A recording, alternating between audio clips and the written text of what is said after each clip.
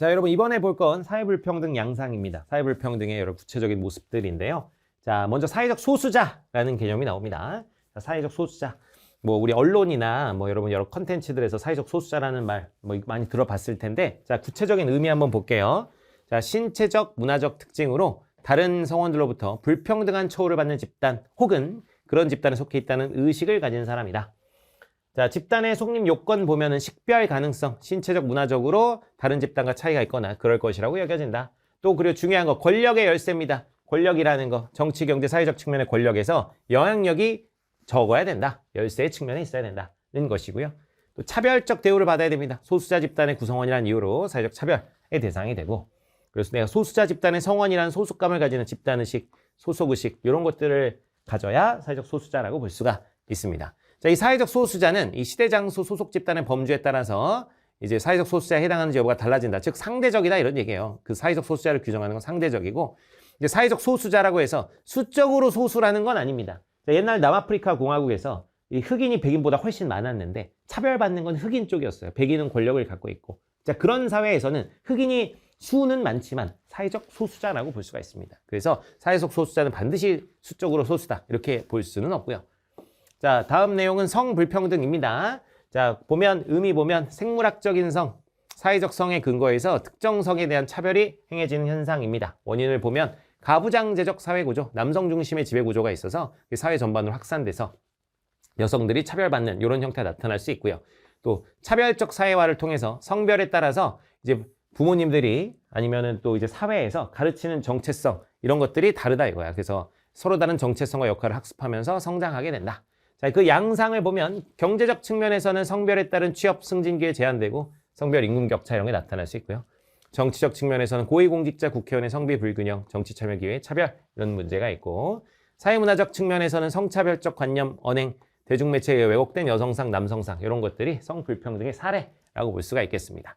자, 유리벽 현상과 유리천장이라는 현상이 있는데, 유리벽이라는 건 어떤 특정 직무, 어떤 회사에 보면 그 회사의 핵심이 되는 특정 직무가 있을 거 아니에요. 그래서 그 직무에 여성들이 잘 접근할 수 없을 때 그거를 우리가 유리벽 현상이라고 합니다. 유리벽.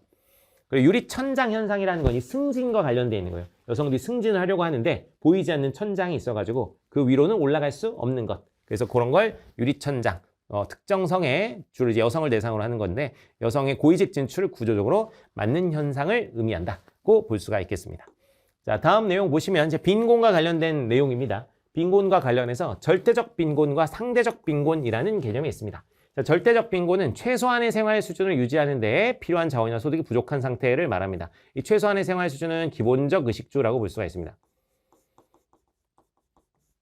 자, 그럼 저개발국, 아프리카에 있는 이제 빈곤한 저개발국들 보면 이제 국민들 대다수가 저런 최소한의 생활 수준을 누리지 못하는 경우가 나타나죠. 물론 선진국에서도 나타날 수 있습니다. 미국에서도 보면 뭐예요? 홈리스들 겁나 많습니다. 그래서 선진국에도 당연히 절대적 빈곤은 나타날 수 있다. 저개발국보다 심하진 않겠지만, 자, 우리나라에서 이 절대적 빈곤을 판단하는 기준은 국가에서 매년 최저생계비라는 걸 발표합니다. 그래서 정부가 정한 최저생계비에 소득이 미치지 못하는 게 절대적 빈곤인 것이고, 자, 상대적 빈곤은 자, 구성원 대다수가 누리는 생활 수준을 영위하지 못하는 상태를 말합니다. 그래서 이 상대적 빈곤은 이 소득 격차가 급속한 경제 성장 과정에서 심화된 국가에서 주로 부각이 되는 것이고, 이 상대적 빈곤을 판단할 때는 여러분 이 중위소득의 50%를 가지고 판단하거든요.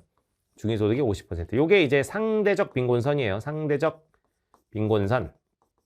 아까 그럼 뭐야? 이 최저생계비는 뭐겠어? 절대적 빈곤선이겠죠? 그래서 소득 수준이 중위소득의 50% 미만. 그럼 중위소득이란 게 뭐냐? 중위소득이라는 건 전체 가구를 소득수로 나열했을 때 한가운데 위치한 가구의 소득을 말합니다. 무슨 얘기냐면 이 평균값하고는 달라요. 여러분, 평균의 함정이라는 개념이 있습니다. 이게 우리나라 소득을 보면 부자들이 워낙 많이 벌기 때문에 평균값은 굉장히 높거든요. 평균값은 굉장히 높지만 그게 실제적으로 이 사람들의 생활 수준을 의미하기는 좀 어렵다 이거예요. 그냥 부자들이 엄청나게 소득이 올라가면 평균값 자체는 올라가고, 일반 시민들은 가만히 있어도 그럼 평균값이 올라가니까 평균값으로는, 그래서 일반적인 생활 수준을 좀 알기는 어렵고, 실제로 우리가 판단할 건 이 중위소득을 가지고 판단해야 된다 이거야. 중위소득은 뭐냐면 그래서 사람들을 쭉 줄 세우는 거예요. 쭉 줄 세워서 이제 딱 가운데 사람의 소득을 말하는 겁니다. 부자들이 이제 엄청 벌겠죠. 소득이 이렇게 되겠지만 딱 가운데 사람의 소득, 이게 중위소득입니다. 중위소득. 자, 그래서 예를 들면 중위소득이 300만 원이라고 하면 상대적 빈곤선은 중위소득의 50%, 150만 원 정도가 되는 것이죠. 그래서 이 중위소득을 판단할 때는 이렇게 사람들을 소득순으로 쭉 줄을 세워야 돼요. 그래서 이 중위소득을 판단하는 것, 소득분포 상태를 고려하는 것이라고 볼 수가 있습니다. 그런데 이제 절대적 빈곤의 최저생계비는 그냥 우리나라에서 이 정도만 있으면 최소한의 생활은 할 수 있다, 이런 개념이기 때문에 최저생계비를 판단할 때는 소득분포 상태를 고려하지는 않습니다.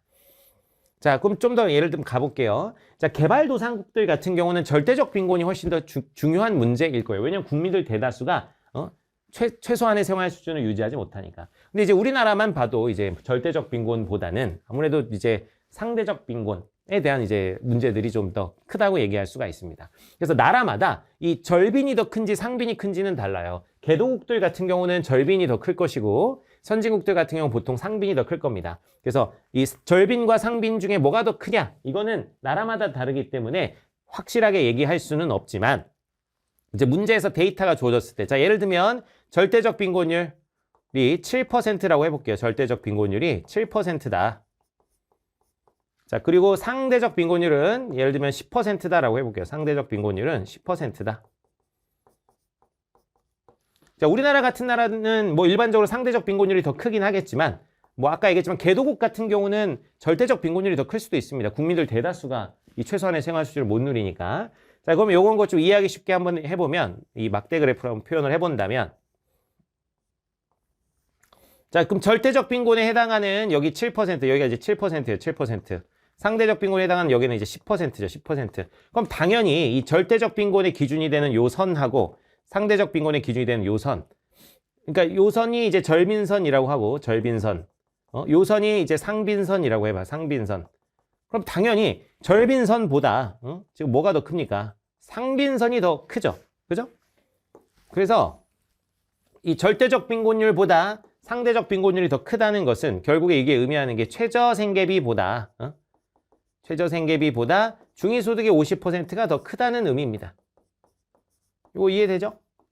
근데 만약에 거꾸로 이 절대적 빈곤율이 10%고 상대적 빈곤율이 7%다. 즉 절빈이 더 크다라고 한다면 당연히 이것도 바뀌게 됩니다. 최저생계비가 중위소득 50%보다 크게 되겠죠.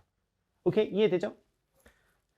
자, 그리고 여기 보면 절빈에 해당하는 요 7%는 당연하게도 여기 상빈에도 당연히 속하게 됩니다. 요 이해되죠? 요 7%는 당연히 여기 상빈에는 당연히 속하게 돼요. 그러니까 더 작은 쪽은 큰 쪽에 포함되게 되어 있습니다.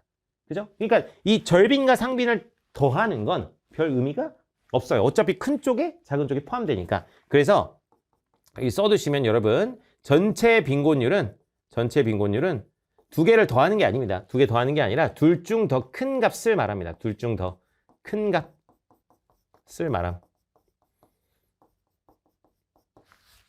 전체 빈곤율은 둘 중 더 큰 값을 의미한다.